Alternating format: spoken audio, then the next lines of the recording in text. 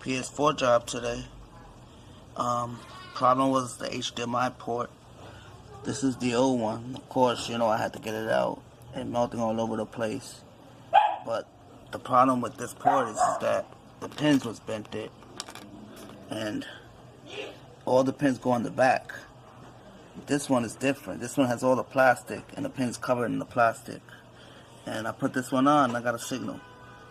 Thank God I didn't have to replace this decoder chip, because 2 pins were shorted together. They didn't destroy the decoder. About to put it back together, I was cleaning off the thermal paste off the APU, because the fans were racing when it was on. So, put thermal paste on here and close it back up and retest on the TV. PS4 is hooked up and ready to go. Put back together. With the help of that microscope, I was able to repair this HDMI port.